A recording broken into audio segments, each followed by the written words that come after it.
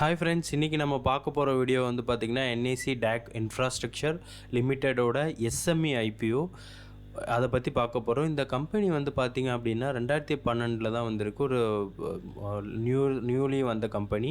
இவங்க வந்து பார்த்திங்கன்னா கன்ஸ்ட்ரக்ஷன் பிஸ்னஸில் வந்து இருக்காங்க. இவங்களோட எம்ப்ளாயி வந்து பார்த்திங்கன்னா கம்மியாக தான் இருக்காங்க. இவங்களோட மிஷன் வந்து பார்க்கும்போது வந்து பார்த்திங்க அப்படின்னா 100 கோடி ரூபாய்க்கு மேலே இருக்கிற ஆர்டர்லாம் வந்து இவங்க வந்து பிடிக்கணும்னு வந்து பார்க்குறாங்க. அது மட்டும் இல்லாமல் இந்தியாவில் டாப் 3 கம்பெனிக்குள்ளார இவங்க வரணும்னு வந்து பார்க்குறாங்க ஃப்ரெண்ட்ஸ். கரண்ட்டாக இவங்க வந்து ஒரு 50 ப்ராஜெக்ட் கிட்ட பண்ணுறாங்க. ஸோ இவங்களோட கிளைண்ட் வந்து பார்த்திங்கன்னா ஒரு 50 கிளைண்ட் வந்து இருக்காங்க. இவங்களோட லொக்கேஷன் வந்து பார்த்திங்க அப்படின்னா இந்தியாக்குள்ளார தான் இவங்க வந்து இருக்காங்க. அவங்க இந்த ஐபிஓக்கு வர்றது வந்து பார்த்திங்க அப்படின்னா ஜென்ரல் பர்பஸ்க்காக. அதுக்கப்புறம் வந்து பார்த்திங்க அப்படின்னா அவங்களோட ஒர்க்கிங் கேபிட்டல் வந்து இன்க்ரீஸ் பண்ணுறதுக்காக வராங்க ஃப்ரெண்ட்ஸ். சரி, அதுக்கப்புறம் வந்து இந்த ஐபிஓ வந்து சைஸ் எவ்வளோ அப்படின்னு வந்து பார்த்தோன்னா 10 கோடி தான் இதோட மொத்த சைஸே. அது வந்து ஃப்ரெஷ் இஷ்யூவாக வந்து கொடுக்குறாங்க. அதுக்கப்புறம் பார்த்திங்கன்னா ஐபிஓட டேட் வந்து பார்த்திங்கன்னா 17ஆம் தேதி ஓப்பன் ஆகுது, 19ஆம் தேதி வந்து ஐபிஓ வந்து க்ளோஸ் ஆகுது. இதோட ஒரு ஷேரோட ப்ரைஸ் வந்து பார்த்திங்கன்னா 35 ரூபா.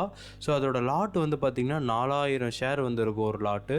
ஸோ இது எஸ்எம்இ ஐபிஓங்கிறதுனால ஒரு லாட்டு நம்ம அப்ளை பண்ணணும்னா நம்மக்கிட்ட 1,40,000 இருக்கணும். இதே மினி ஹெச்என்ஏ இருக்கும்போது 2,80,000 வந்து மினிமம் இருக்கும் ஃப்ரெண்ட்ஸ். நீங்கள் சப்போஸ் ஐபிஓ அப்ளை பண்ணிட்டீங்க அப்படின்னா அந்த ஃபண்டு ரிலீஸ் ஆகிறதுக்கு 23ஆம் தேதி வந்து ஆகும் ஃப்ரெண்ட்ஸ். அதுக்கப்புறம் இதோட ஃபினான்ஷியல் பார்க்கும்போது ஓரளவு நல்லா தான் இருக்குது. ரெவென்யூ வந்து ஓரளவு இன்க்ரீஸ் ஆகிட்டு தான் இருக்குது. பட் வந்து நம்ம வந்து பார்த்திங்கன்னா 2025 குவார்ட்டர் பார்த்தா தான் என்னன்னு தெரியும். ப்ராஃபிட் ஆஃப்டர் டேக்ஸும் நல்லா இன்க்ரீஸ் ஆகிருக்கு.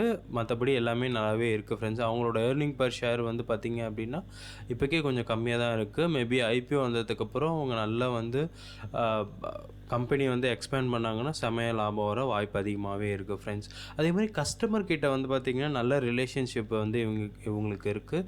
ஸோ அது வந்து ஒரு ப்ளஸ் பாயிண்ட்டாக பார்க்கலாம். அடுத்தது கிரே மார்க்கெட்டுன்னு பார்க்கும்போது வந்து பார்த்திங்க அப்படின்னா இப்போக்கி 94.29% இருக்குது. 90% மேலேயே இருக்குது. பட் இது வந்து பார்த்திங்கன்னா போக போக எவ்வளோ கிரே மார்க்கெட் வந்து இருக்குது அப்படின்னு நம்ம வந்து பார்க்கலாம். பட் கரண்ட்டாக வந்து 90% மேலே இருக்கிறதுனால கண்டிப்பாக வந்து 90% லிஸ்ட் ஆக வாய்ப்பு அதிகமாகவே இருக்குது. ஸோ கரண்ட்டாக ப்ரொமோட்டர் ஹோல்டிங் 95% இருக்குது. ஃப்யூச்சரில் ஐபிஓ லிஸ்ட் ஆன பிறகு 67க்கு வந்து மாறிடும் ஃப்ரெண்ட்ஸ். ஸோ கன்க்ளூட் பண்ணும்போது இப்போ என்னென்னா இந்த ஐபிஓ அப்ளை பண்ணலாமா வேணாமான்னு கேட்கும்போது என்னோட சஜஷனாக வந்து பார்த்திங்க அப்படின்னா நீங்கள் நல்லா ரிஸ்க் எடுக்கிற பர்சனாக இருக்கீங்க, உங்கள்கிட்ட நல்ல ஃபண்டு இருக்குன்னா கண்டிப்பாகவே நீங்கள் வந்து அப்ளை பண்ணி ட்ரை பண்ணி பார்க்கலாம் ஃப்ரெண்ட்ஸ். Thank you so much.